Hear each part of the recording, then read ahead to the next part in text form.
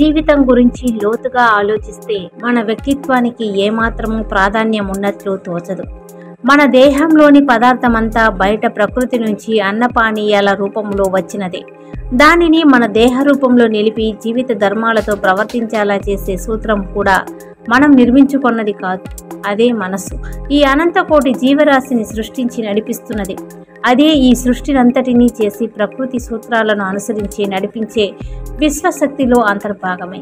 మన మనస్సులో చెలరేగే ఆలోచనలు, హృదయంలో పెళ్ళుబికే భావనలు, వాటిని అనుసరించే మన ప్రవర్తన, ఇందులో ఏది మనం నిర్ణయించుకునేది కాదు.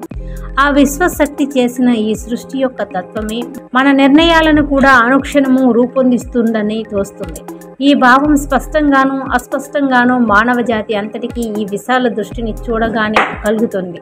ఈ భావమే ప్రపంచ చరిత్ర పొడుగునా విశ్వజనీయంగా ప్రకటితమవుతూ వచ్చిన మతభావానికి మూలం. మానవ తాత్విక చింతన, వైజ్ఞానికమైన పరిశోధన, అపారమైన భక్తిభావాలకు మూలమైంది. ఈ సృష్టి అంతటికీ అయిన ఆ శక్తియే దైవమని చాలినంత లోతుగా గుర్తించిన సత్యదృష్టులందరూ ఆయన అనుగ్రహానికి అబ్బురపడ్డారు.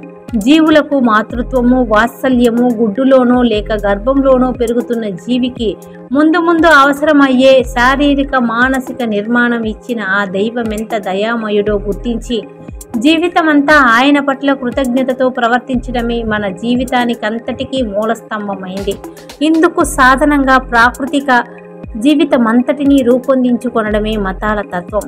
సంవత్సరం పొడవునా అనేక వేడుకల, పండుగల రూపంలో ఆ భగవంతుడును అనుగ్రహించిన శక్తి సామర్థ్యాలను, బాహ్య ప్రకృతి సంపదకు అందరూ కలిసి కృతజ్ఞత తెలుపుకోవడమే అసలు పండుగలు చేసుకోవడం అనేది. అటువంటి వాటిలో సంక్రాంతి ఒకటి.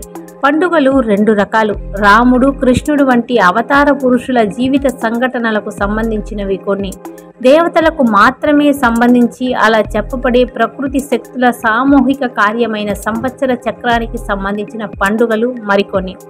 సంక్రాంతి, ఉగాది, కార్తీక, ధనుర్మాసాలు మొదలైనవి ఈ రెండు కోవకే చెందినవి.